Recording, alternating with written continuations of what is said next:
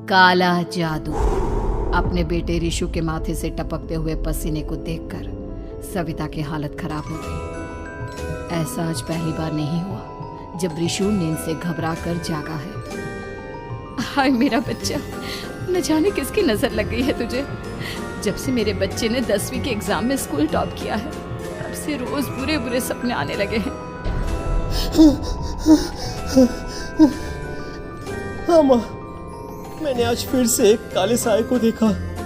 वो यहीं मेरी आंखों के सामने खड़ा था। माँ मुझे बचा लो माँ। वो मुझसे कह रहा था कि मुझसे बदला लेगा। माँ कहीं ये प्रशांत। चुप कर, कैसी बात कर रहा है? दोबारा उसका नाम मत लेना। तुझे पता है ना, उस प्रशांत ने आत्महत्या कर ली, तो बार बार उसका नाम मत लिया कर। मम्मी, क्या सच में प्रशांत ने आत्महत्या की थी? चुप कर, बहुत सवाल पूछता है आजकल। और फिर रात के बाद सविता के पूरे घर में एक अजीब सा काला धुआं छाने लगा। गहरी नींद में सोई सविता की जैसे ही आंख खुली उसका दम घुटने लगा। वो दौड़कर ऋषु के रूम की तरफ गई जहां उसके दरवाजे पर घूमती एक काली परछाई देख वो बुरी तरह से घबरा गई। कौन है वहाँ? कौन है? सामने आओ। ये मैं हूँ, तुम्हारी काली करतूत।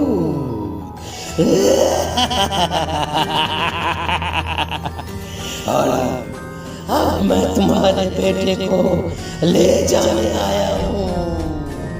नहीं, मेरे बच्चे को छोड़ दो प्लीज। मेरे ऋषु को कुछ मत करना। वो परछाई ऋषु के कमरे में घुस जाती है। सविता भी उसके पीछे पीछे दौड़कर जाती है और देखती है कि अब वो साया साफ नजर आ रहा था। वो सर से पैर तक खून में सना हुआ था और उसके शरीर के सारे अंग कटे फटे हैं। क्या चाहिए तुम्हें? तुम जो बोलोगे मैं करूंगी, लेकिन मेरे ऋषु को छोड़ दो। उस परछाई ने ऋषु को गर्दन से पकड़कर दीवार के सहारे हवा में उछाल दिया। ऋषु जोर जोर से चिल्लाने लगा। माँ बचाओ मुझे, बचा लो माँ। ये मुझे मार डालेगा। माँ मुझे बचा लो माँ। नहीं, ऐसा मत करो। मुझे मार दो लेकिन मेरे बच्चे को छोड़ दो। मैं तुम्हारे आगे हाथ जोड़ती हूँ। वो परछाई ऋषु को जमीन पर गिरा देती है और अचानक वहां से गायब हो जाती है। ऋषु, मेरा बच्चा, तू ठीक तो है ना? कुछ बोल बेटा, क्या हुआ है तुझे? मैं ठीक हूँ माँ। क्या हुआ था यहाँ पर? कुछ नहीं बेटा, कुछ नहीं। तू परेशान मत हो। हम कल ही गांव के बाहर जो तांत्रिक महाराज रहते हैं उनके पास चलेंगे। ठीक है माँ, हम जल्द ही उनके पास चलेंगे। मुझे बहुत डर लग रहा है माँ। ये बार बार मुझे डरावने सपने आना, ये सब हमारे साथ क्यों हो रहा है माँ? अगले दिन सविता अपने बेटे ऋषु को लेकर गांव के बाहर तांत्रिक के पास जाती है। जिस जगह पर तांत्रिक रहा करता था वो जगह बहुत डरावनी थी। चारों तरफ कंकाल और खूब भूतियां नजर आ रही थी। गांव से दूर वीराने में उस जगह पर जोर से आंधी चल रही थी। ऋषु ने डर कर अपनी माँ का हाथ पकड़ लिया। माँ मुझे बहुत डर लग रहा है। ये कैसी जगह है? देख बेटा, हमारे साथ जो कुछ भी हो रहा है उसका इलाज सिर्फ और सिर्फ ये तांत्रिक महाराज ही बता सकते हैं। अब यही है जो हमें प्रॉब्लम से बाहर निकाल सकते हैं। जैसे ही सविता और ऋषु तांत्रिक की झोपड़ी के अंदर पहुंचे, वहां का नजारा देखकर उनकी आंखें फटी की फटी रह गई। तांत्रिक की झोपड़ी के अंदर कई सारे लोग अपनी गर्दन घुमा घुमा कर जोर जोर से चीख रहे थे। कौन हो तुम और यहाँ क्यों आई हो? महाराज, मेरे बेटे को कुछ दिनों से एक डरावनी काली परछाई नजर आती है और कल रात उसने मेरे बेटे पर हमला भी कर दिया।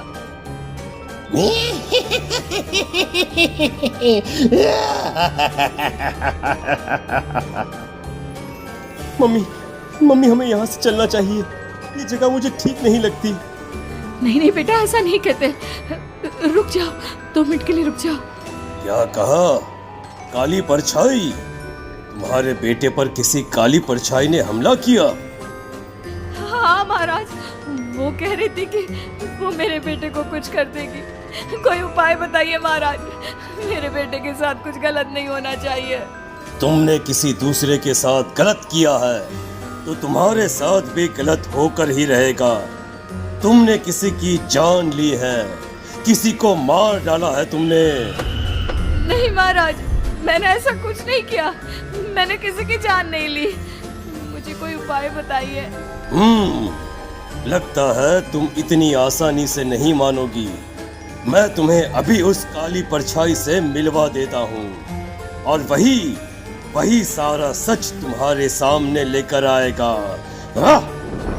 सविता और ऋषु ने डर के मारे अपनी आंखें बंद कर ली। तभी अचानक तांत्रिक की झोपड़ी में अजीबोगरीब आवाजें गूंजने लगी। सविता और ऋषु बुरी तरह से कांप रहे थे। आंखें खोलो और अपने सामने देखो। क्या यही है वो जिससे तुम कल रात को मिली थी? बताओ मुझे। हाँ, इसने कल रात मेरे बेटे के ऊपर हमला किया था। ये उसी लड़के की भटकती हुई आत्मा है जिसे कुछ दिन पहले तुमने मार डाला था। मम्मी, ये महाराज क्या कह रहे हैं? क्या सच में आपने किसी की जान ली है, किसी को मार डाला है? अगर हाँ तो बताइए ना मम्मी, किसको मारा है आपने? किसको? तुम्हारी माँ इतनी आसानी से सच नहीं बताएगी बेटा। इसने एक बच्चे की जान ली है। कहीं उसका नाम प्रशांत तो नहीं महाराज? वो मेरा दोस्त है, मेरा मतलब मेरा पड़ोसी है। सही पहचाना। देखा सविता, तुम्हारा खुद का बेटा भी जानता है कि तुमने किसी के प्राणों की बलि चढ़ा दी और इसीलिए अब उसकी बुरी आत्मा तुम्हारे घर में भटकती है। मुझे माफ कर दीजिए महाराज, मुझसे बहुत बड़ी गलती हो गई। प्रशांत हमारे पड़ोसी का बेटा था। हर बार उसके नंबर मेरे बेटे से ज्यादा आते थे और इसलिए मैंने उसके कमरे के बाहर काला जादू किया था, पर मुझे नहीं पता था कि वो मर जाएगा। तुम्हारे उसी काले जादू वाली गुड़िया के अंदर एक बुरी आत्मा थी जिसने उस बच्चे के दिमाग पर बुरा असर कर दिया और उसी की वजह से उस लड़के ने अपनी बालकनी से कूदकर आत्महत्या कर ली। इसकी वजह सिर्फ और सिर्फ तुम हो, तुम। नहीं महाराज, जो कुछ भी हुआ मुझे नहीं पता था कि प्रशांत अपनी जान दे देगा। प्रशांत की आत्मा इस वक्त तुम्हारे सामने खड़ी है, हमसे बात करना चाहती है। बोलो क्या कहना चाहते हो? मैं जीना चाहता था, बड़ा होकर कुछ बनना चाहता था। आपके बेटे से मुझे कोई परेशानी नहीं थी। अरे वो तो मेरा अच्छा दोस्त था।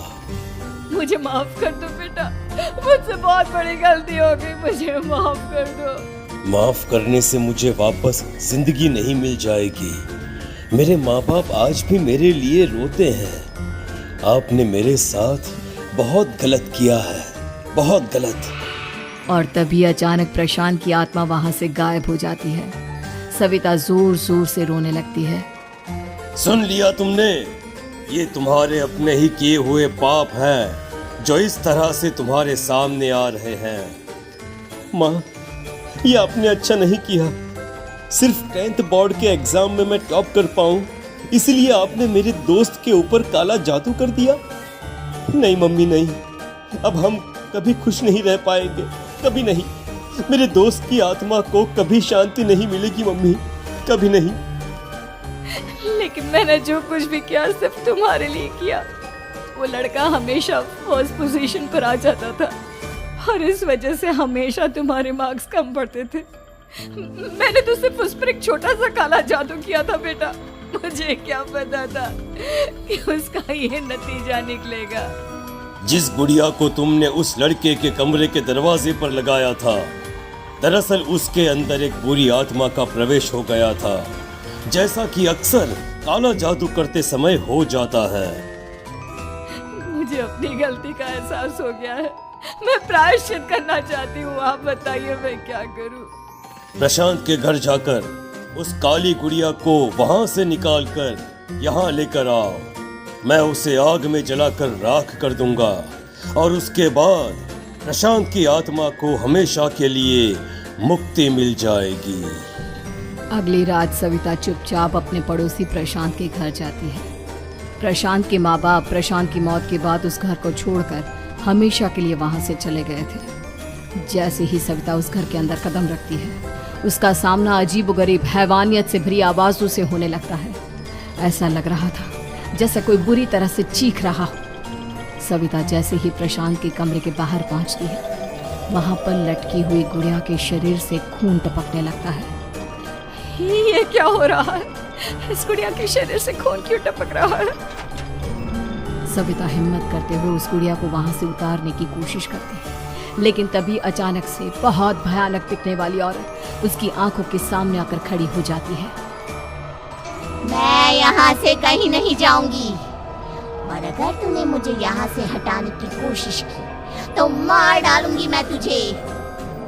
नहीं नहीं, मुझे तुम्हें यहाँ से ले जाना ही होगा, नहीं तो मेरा बेटा, उसकी जान को खतरा है।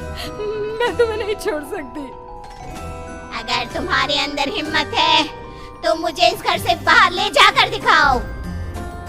और ऐसा कहकर वो औरत सविता के ऊपर हमला कर देती है और उसे हवा में उछाल उछाल कर जमीन पर पटकती है। लेकिन तभी अचानक मौका देखकर सविता अपने हाथ में ली हुई सुई उसके हाथ में चुभो देती है।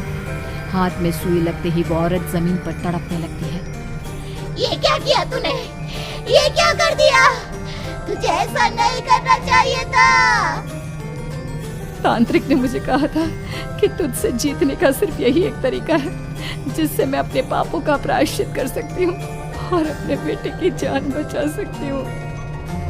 और उसके बाद वो डरावनी दिखने वाली औरत एक छोटी सी जादुई गुड़िया में तब्दील हो गई और सविता ने उसे ले जाकर तांत्रिक को दे दिया। तांत्रिक ने जादुई गुड़िया को आग के हवाले कर दिया।